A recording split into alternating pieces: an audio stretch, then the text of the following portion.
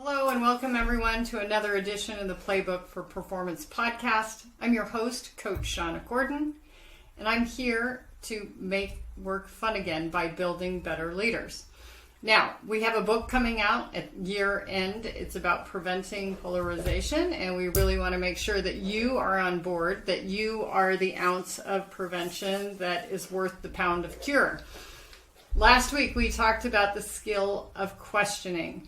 And if you missed it, you can catch it out on our YouTube channel under Shauna Gordon, or you can catch it in last week's podcast wherever you listen to your podcasts. So all of this is to make sure that we continue to be friends with people we've always been friends with. It's this idea that we can agree to disagree and still be friends, as opposed to the cancel culture that we have today that says, oh, you don't think everything I think, you are dead to me, and we are never, ever, ever getting back together. So we want to avoid that by building good skills in questioning, and this week, listening. So let's get started. Preventing polarization really requires good listening. So what's your skill level on listening? Are you a decent listener? Are you a half listener? What's the purpose of your listening? What are you listening for? So in the case of listening, we are really looking for people to understand more than the words that are being said. In fact, we are listening for what's being said and what's not being said. Some of the cues that we use to understand the meaning of the words that our conversational partner is using are context.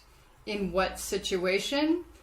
What is the context of the person telling the story versus the others in the story? Are they peers? Are they a subordinate? Do they have history? Are they strangers? Is it brand new? What was their mindset going into the situation? So we really want to understand about context. And this is really about who they are and how they see themselves in the world around them. We also want to look for themes. Do they feel oppressed? Do they feel that there's prejudice? Do they feel that life is good? That they can trust others? That they really trust the spirit of others? Do they feel like everything is about their fitness and health and body? What's going on for them? What are the themes you hear again and again? What is the language that they use? Specifically vocabulary, and how do they intend for those words to come across? So one of the skills that I love to teach my students is something called double clicking. So when someone uses the word unjust repeatedly, we want to say, tell me what unjust means to you. Because it may be very different than our reference or our framing of that word. We want to look at pace. Are they speaking really rapidly and are they excited? Have they had too much caffeine, or are they really enthusiastic about something? Or are they really searching for the right word at the right time? Okay? So very different energies when we talk about pace. We also want to talk about tone. Is it high? Is it low? Does it seem depressed? Does it seem enthusiastic? And is there emotion in the conversation? So for men, I often hear it more as sniffling, because men tend to be uncomfortable with tears. So thank you, John Wayne. But you might hear, and if you ask, they might say, oh, allergies, right? Sometimes you'll hear outright tears. You might hear anger. You might hear frustration. You might hear people feeling like they're blocked. All of those add meaning to the words that they're using. How do you know that you're not listening as well as you could be? Well, I have a confession to make. I'm an introvert. If I have spent too much time with others, I tend to take my alone time, even if I'm with other people. And so if I am not in the frame to hear a story, I'm probably just going to keep reading the newspaper or whatever it is I might be doing when the story commences. It's not a good quality. I have gotten better. I still am working on it. But you may not be listening as well as you should. And it's better to just acknowledge it and say, you know what? I just need 5 minutes, or I'd like to finish this article, or I'm kind of preoccupied with something. Can we take this up later? That's always the best course of action. Some of the other cues that you might hear that you're not listening as well as you could be is if you already know the next question you want to ask before your partner's done speaking. So in that case, really you're just waiting for your turn to talk. Okay.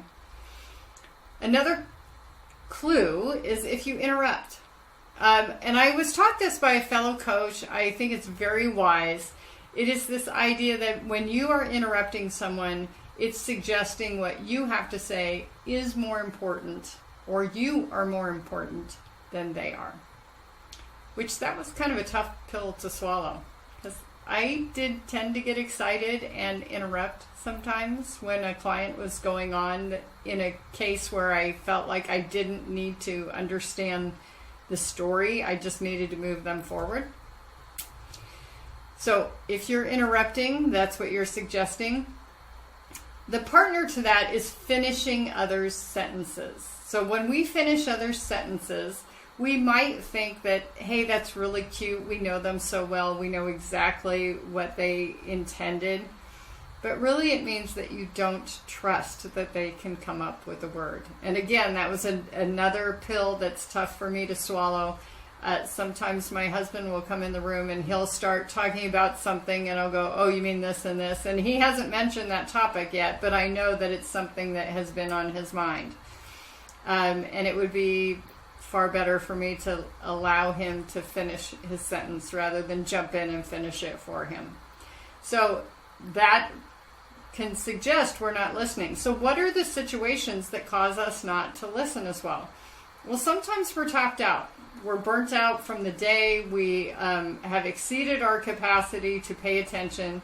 And as we've talked about in previous podcasts, sometimes it is fatigue in general.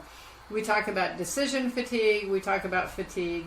But it is this idea that my attention span is tapped out. And really the best course of action at this point is to say, can we take this up another time if at all possible?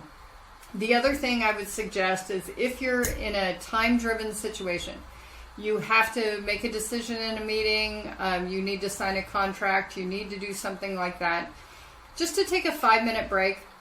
That might mean going outside for a moment, getting some fresh air, taking a walk down the hall, having a glass of water. All of those things can really help kind of as a mini vacation, really restore us so that we can pay the best attention possible in that moment when we're already tapped. So, homework for this week. We really want to practice listening. So as you know, if you've listened to the podcast or watched our YouTube channel for a while, you know that with coaching, it's different than a friend conversation in that we ask you to take action. We want you to hold yourself accountable to develop and learn and grow. So we always have Fieldwork because coaching without action is just entertainment. It was a pleasant way to spend some time. So practice listening with a colleague. Just like we talked about last week, this is the person that you would go to that you trust at work and say, what's up with the boss? Or how come I can't do this? Or I had to put my cat down and I'm really on the verge of tears. Can you run interference for me?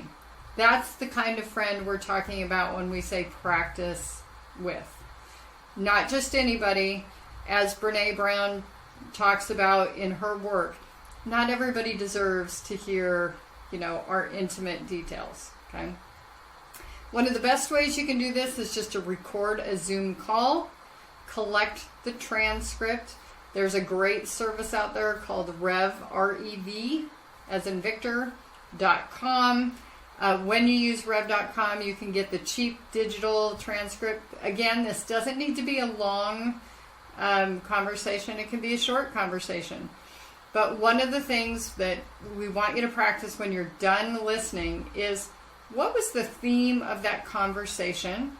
What was the emotion of the speaker? Where are they coming from? Where did they start? How did they end? And if you could sum it up in one word, what would that word be? And it's always fascinating when I'm leading my students through this. If I'm teaching coaching skills for leaders class, or my students that coach you, or at Royal Roads, when I ask them this kind of question, like, what was the theme of that in one word? If they're really listening, they can get it. And I know you can too. It just takes practice. So if you'd like me to lead a workshop with your team, anything from a lunch and learn 1 hour call to a half-day workshop, full-day workshop, or even 2 days on coaching skills for leaders, we would love to do that, because we are on this mission to prevent polarization, and a coaching culture is one of the best ways to do that. Good listening, good questioning, really acknowledging one another. These are skills we need in this world. So please contact us. You can contact us at podcast@ShaunaCorden.com or Shauna@ShaunaCorden.com. Let us know what you're looking for. We can put together a workshop for you. If you like this podcast or the YouTube video, don't forget to hit like, thumbs up below, subscribe, and you'll find out about our next podcast or our next YouTube video. And we always do little tips and tricks, so be sure to follow us for that. Next week, we are going to be talking about scary outcomes from polarization. Last year, we did a Halloween-themed 10 scary things that bad managers do. So we thought we'd play with the theme. We're going to do a little bit more of that. We're going to have to probably double up this week to get it all in. But until that time, take good care.